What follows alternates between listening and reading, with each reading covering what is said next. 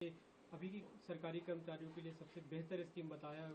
देखिए, unified pension scheme new pension scheme से भी ज्यादा बदतर और खराब है, और ये देश के कर्मचारियों के साथ एक बहुत बड़ा धोखा है।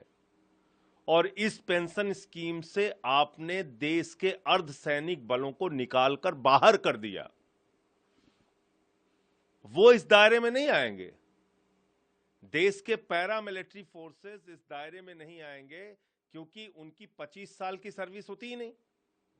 तो जब उनकी 25 साल की नौकरी होगी तभी आप यूनिफाइड पेंशन स्कीम का लाभ उनको देंगे, वरना 10,000 रुपए की पेंशन उनको मिलेगी।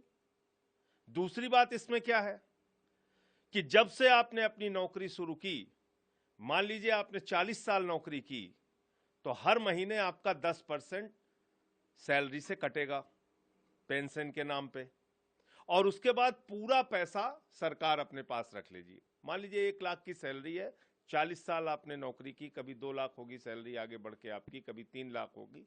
जितना पैसा आता है 10% के हिसाब से, वो पूरा का पूरा पैसा सरकार रख लेगी अपने पास। उसके बाद क्या करेंगे? अंतिम के 12 महीने जो हैं उसका एवरेज निकालकर 6 महीने की तनख्वाह आपको कैश में दे देंगे, और फिर ये कह रहे हैं कि एवरेज सैलरी निकाल के आपको आधा पेंशन देंगे। पहले तो आपने एक बहुत बड़ा अमाउंट कर्मचारियों का मार लिया, लाखों रुपए जो अपनी पूरी जिंदगी में उनकी 10% कटौती के नाम पे इकट्ठा होगा।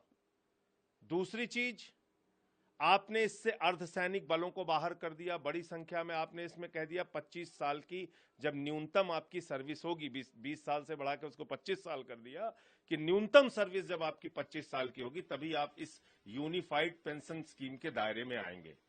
तो कुल मिलाकर ये एनपीएस से भी ज्यादा बदतर यूपीएस आया है, और देश के कर्मचारियों के साथ एक बहुत बड़ा धोखा मोदी सरकार ने किया है, जिसको इस देश के कर्मचारी समझते हैं।